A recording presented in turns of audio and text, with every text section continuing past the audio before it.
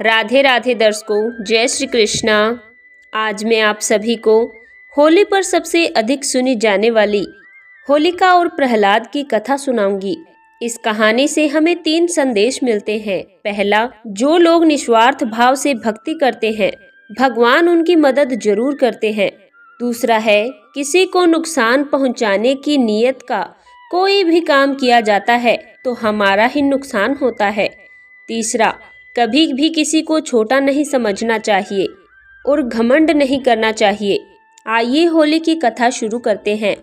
सतयुग में एक अति पराक्रमी दैत्य राजा था हिरण्यकश्यप। हिरण्यकश्यप के भाई हिरण्याक्ष का भगवान विष्णु ने वराह अवतार लेकर वध किया था।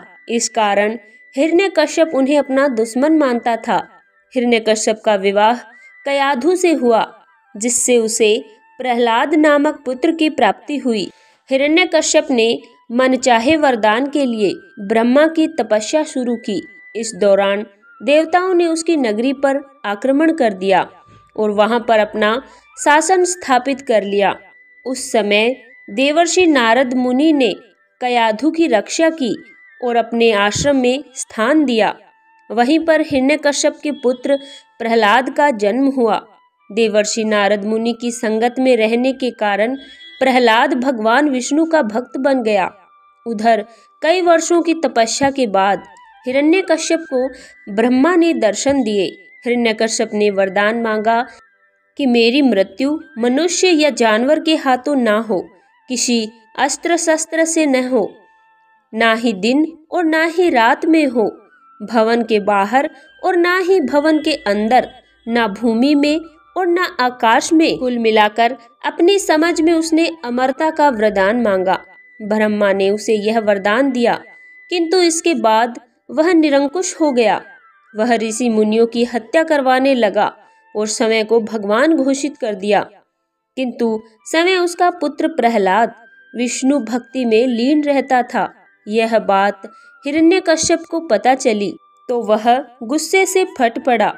बार बार समझाने के बाद भी प्रहलाद ने जिद नहीं छोड़ी। हिरण्यकश्यप ने उसे मारने का फैसला किया। हिरण्यकश्यप ने प्रहलाद को मारने की बहुत कोशिश की, लेकिन हर बार वह नाकाम रहा। अब हिरण्यकश्यप को और कोई रास्ता नहीं दिख रहा था। हिरण्यकश्यप की एक बहन थी, होलिका। होलिका को भी भगवान ब्रह्मा से एक वरदान मिला था, यह कि उसे अग्नि नहीं जला सकती। हिरण्यकश्यप ने होलिका को कहा कि वह प्रहलाद को अपनी गोद में लेकर अग्नि में बैठ जाए, ताकि प्रहलाद भाग न सके और वह उस अग्नि में जलकर खाक हो जाए।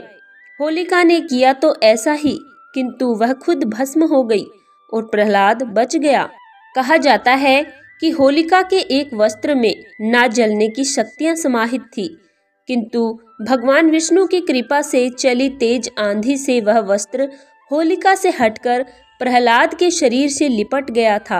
होलिका के जलने और प्रहलाद के बच जाने पर नगरवासियों ने उत्सव मनाया, जिसे छोटी होली के रूप में भी जाना जाता है। इसके बाद यह बात फैली तो विष्णु भक्तों ने अगले दिन और भी भव्य तरीके से उत्सव मनाया। होलिका से जुड़ा होने के कारण आगे इस उत्सव का नाम होली पड़ गया। हिरण्यकश्यप ने प्रहलाद को मारने के लिए उसे एक खंबे से बांध दिया। वह प्रहलाद को मारने ही वाला था कि भगवान विष्णु खंबा फाड़कर नरसिंह अवतार में प्रकट हुए। उन्होंने हिरण्यकश्यप को उसके भवन की चौखट पर ले जाकर संध्या के समय अपने गोद में रखकर नाखूनों की सहायता से उसका वध किया। इस तरह ब्रह्मा का वरदान भी नहीं टूटा और आतताई का अंत हो गया। भगवान ने भक्त प्रहलाद को इसका उत्तराधिकारी बना दिया। तो दर्शकों, होली के अवसर पर इस पौराणिक कथा को जरूर सुने। इससे भक्त और भगवान के बीच का रिश्ता मजबूत होता है और कठिनाइयों से छुटकारा मिलता है।